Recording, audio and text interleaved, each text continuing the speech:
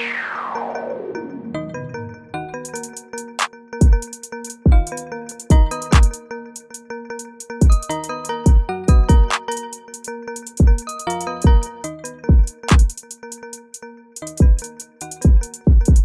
Crev's corner, the ball is in your court. Swish. What's up, everybody? My name is Braden Crevling, and we're back with Crev's Corner, episode 14. I'm here with my uncle, Cole Hissong, tight end from Worcester College, and his social media is Hissong_Cole, and he recently came out with a new blog, colehissong.wixsite.com. Check it out. We support every fellow blogger here. So, Cole, we're just going to jump into that. Why did you feel that you needed to start a new blog? You know, what are you looking forward into starting it? Oh yeah, so at college, I'm a history major, so I do a lot of writing, and I just feel like that's a good outlet for me to talk about the things that I want to talk about. I spend a lot of time talking to Devin, my fiance, about things, but I need another outlet, and I really enjoy writing, and I kind of have a lot of stuff to say. So I'm not really sure where it's headed right now. I had a lot of ideas stirred in my brain when I wanted to create it, but really, just things that I'm interested in, I like to talk about. Lifting weights, football, obviously, all that kind of just cool jazz, but also like incorporating history into it, because that's one of my passions as well. And also talking a lot about mental health, because that's something I struggled with in the past year during COVID at school, and it's something I see more professional athletes bringing to attention to public and kind of breaking that stigma surrounding it. So all those things are ideas that I have, stored away in my brain, but I'm not really sure where it's headed. Just kind of going with the flow.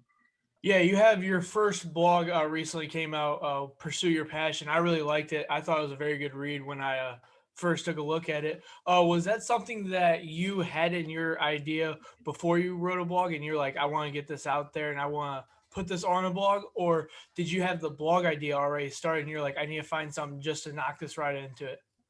Yeah, I had the blog idea started, and I wasn't really sure what my first article was going to be about, but I kind of just wanted to like get the ball rolling and kind of put out why I wanted to start in the first place. I just think Pursue Your Passion was the title that I thought I made that title because that's what I was kind of doing with creating the blog. I love writing, and I like to talk about things that I'm passionate about, so that's just kind of where it came from.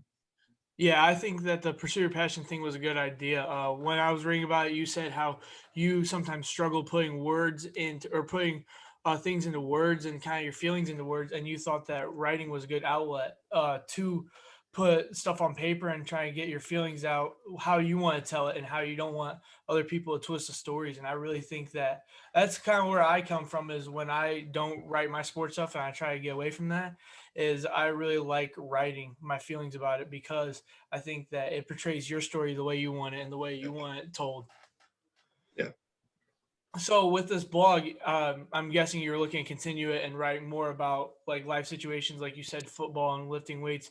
Do you ever are you interested in the podcast game? Because I know we talked about Joe Rogan and stuff like that. So is that in interest? Is to be like in the social media and outlet to make your own podcast or? Yeah, I've definitely thought about it. That's definitely gonna be something down the road, though. Like I said, I listen to Joe Rogan all the time, and he's part of the reason why I want to start blogging in the first place because I just wanted to be somewhere where I can just tell it how I see it, and I think that's what he does best on his show, and that's why he's so successful is because he tells things how they are, and he doesn't care if anybody agrees or disagrees with him. That's what I respect about him the most. But my freshman year of college, I had some friends who started a podcast, and I was on there on an episode once, and it was something that really fun. So I think if that ever happens, it'd be something I do during school and just have my friends on it and just talk about stuff that we're interested in. Yeah, I thought about obviously I do this and I talked with athletes and stuff like that, but I was interested in doing like a 2-minute setup podcast and I don't know if that's in store for me later down the road, but definitely it's something that I want to pursue. But yeah, that blog I really liked it and I really thought that it can go somewhere because a lot of people feel these type of ways and feel like they have nowhere to put it out there and no one feels that way about them. Like the mental health awareness, it's definitely for our age group, 20, 21-year-old guys. Mental health awareness doesn't get talked about. So, I mean, I don't want you to throw your story out there, but Just speak of how important you think mental health awareness is and how you think it's affected you personally. Yeah, so I mean, growing up like in the college, like up until my junior year, like I never really struggled with anything like that. And it was actually I think last fall before the football season started when I heard about Hayden Hurst's story. He's the tight end for the Atlanta Falcons, and how he tried to take his own life, and now him and his family have started a foundation, for mental health awareness. And Dak Prescott and him have talked about joining forces and doing something there. And I think that it's just something that there's a stigma surrounding it, and especially like you said, there's stigma surrounding mental health within guys as well, and how we turn inwards instead of outwards when it comes to that kind of stuff. And I think that's something that should be addressed, especially when I started to experience it for myself. At school during COVID was a rough time. I didn't get to live my life how I wanted to. It was on the college's terms, not my own. That's something I really struggled with. So that's when I became, kind of more aware of that kind of stuff, and, seeking out help, which I was hesitant to do at first, and I really understood then, where that stigma comes from.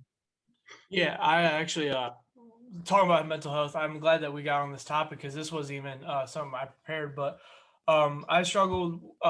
It's just guy stuff. I mean, you go through. Yeah. Some people go through breakups. Some people. It's that stigma that you said that guys our age can't really show emotions or stuff like that. That's the old school way. How you kind of just like hide your feelings and Yeah. don't you aren't out and talking about it. And I went through like around COVID time last year, when we were locked in and stuff. I went through like a real loneliness phase where I didn't have a closest relationship with some of my closest friends who were there for me, and I kind of just like felt like the world was against me. And I really thought about writing a blog about it and kind of telling my story. You see people with blogs go and tell their story and put in the words that they want and tell their story how they want to tell it, because when it's word by mouth, people twist stories and stuff like that. But when it's on paper and when you can type it out how you feel like you want to tell a story, I think that's 100% factual. And I think that no one can twist that. So I think that it's really cool I think it's cool how guys can open up and talk about it, because it like you telling or you talking to me about it and saying that you want your blog to be about that is like a way where I I felt comfortable about starting a conversation with you and talking about it. And I feel like a lot of other guys lean on their peers to tell their story in that. Yeah, I agree 100%. So we're gonna get on to actually we'll talk about you recently mentioned that your fiance Devin is a good outlet that you talk with. So how is it? You're recently engaged. Congratulations! I haven't talked to you since then. So how Thank you. I would say, how does that feel? I mean, Yeah, I mean, it feels good. That was probably one of the most nerve-wracking things I've ever done in my life. But I'm happy that she said yes. So yeah, I now would we say can start planning a wedding. I didn't think that she'd say no. I mean, for people who don't know, you and Devin have dated for 7 years. So when you talk about literally growing with someone and being in a relationship like that, explain to people who I've never been in a serious relationship and I've been upfront about that. So how is it different between, I mean, you guys meeting at 14, 15 years old versus now you're 21, 20. I mean, how is that growing actually with someone? Yeah, as far as like maturity goes, like physically and mental maturity, that just comes with age. But I'd say that the same love and spirit that we've had since we've been together for almost 8 years going into September, like that's still there. And I think that having fun with the person that you're with is one of the keys to having a healthy relationship, and also just being honest with one another. There's not anything that I wouldn't ever tell her, and I know there's nothing that she would never tell me. And her being that outlet for me is, I think, one of the things that keeps our relationship strong. And I'm really thankful for her and all she's done for me. And I know she'd do anything for me, and I do anything for her. So I think honesty and just keeping things fresh. Switching up what we do every week. Sometimes during school we kind of fall into a routine, and that's when we'll kind of go out of our way to do something that we haven't done in a while, just to keep things fresh. Now, for people who don't know, obviously, you and Devin have been together for a long time, but you guys chose colleges that are an hour plus away from each other. So, how is that? Obviously, people have the stigma where kids who get out of high school don't go to college as far away, just keep the relationship working. So how did you guys really game plan for that? Just how strong your guys' relationship was prior to that moment? Uh, yeah, I mean, kind of that, but also, yeah, it was just kind of us knowing that, we were both fully invested in it, and that even though we were an hour and a half away, it wasn't really going to something that we were going to like make an obstacle. It was something that we were going to try to avoid. Um, but before we went out to college, I heard, relationships, long distance relationships don't last, yada yada, all that stuff.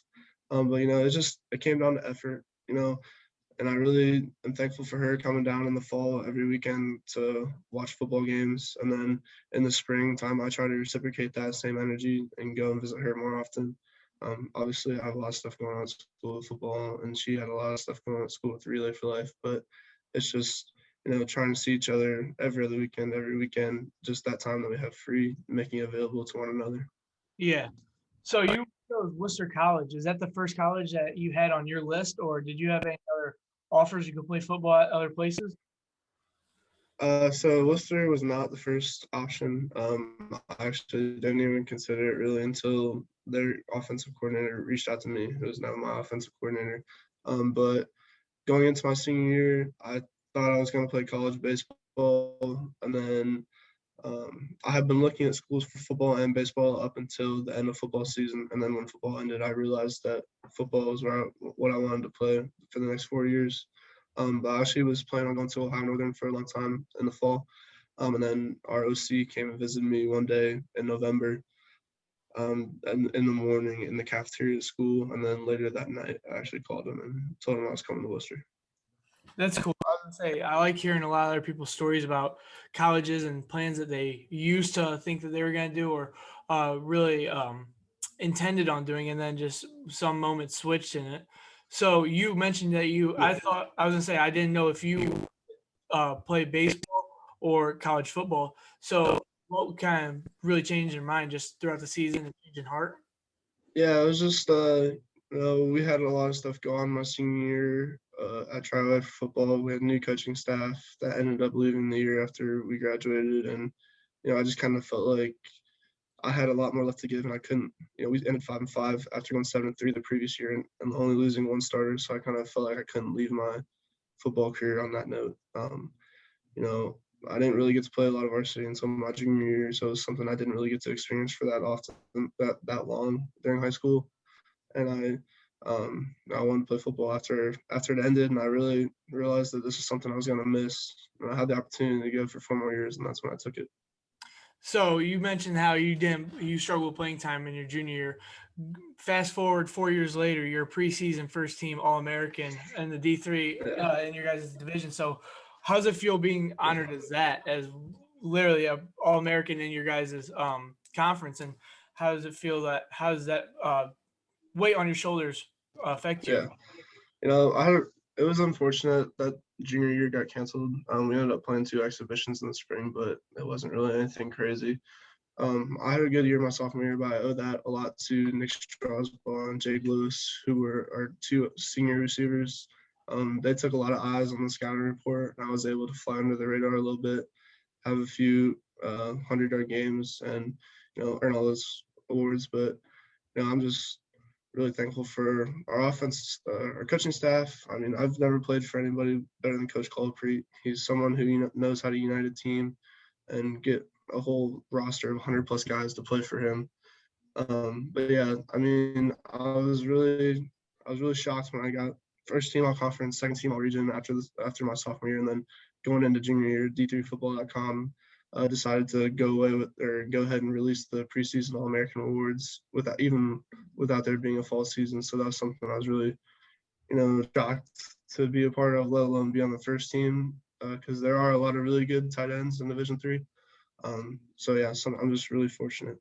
Yeah, you mentioned your sophomore year, you had a breakout season, 6-4, 527 yards throughout the 10 games played.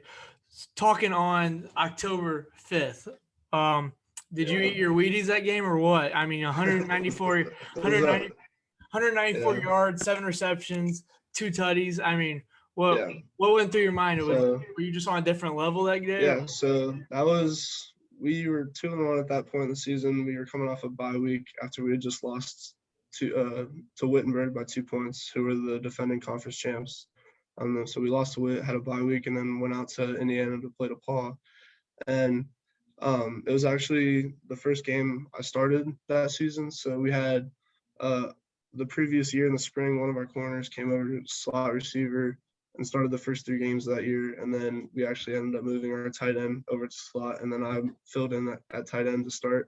So really we were on a 2 tight end set the rest of the season. But yeah, first play from scrimmage, actually, we had the ball in 25 and I ran a wheel at the sideline and took it 75 yards for a touchdown the first play. And then that kind of just set the tone for the rest of the game. I mean, I've never done anything like that in my entire life, but I give credit to Mateo Renteria, our quarterback. He put some balls in some really good spots that game and made some throws I've never seen anybody make before in my life. And also, like I said, just Jake and Strauss and Charlie, the 3 other receivers that game, just running routes hard, making it easy for me to get to open spots. Now, you mentioned you're a tight end. I knew that, but for people who didn't, I feel like in your position, it's so unpredictable because you might not get as many touches one week as you get another week when you're talking about looks. And then as a whole, I think football is a different sport than baseball and basketball. When you're talking about you really don't have any control of what happens half the game when you have to leave the field. I went to one of your exhibition games and your defense struggled a little bit.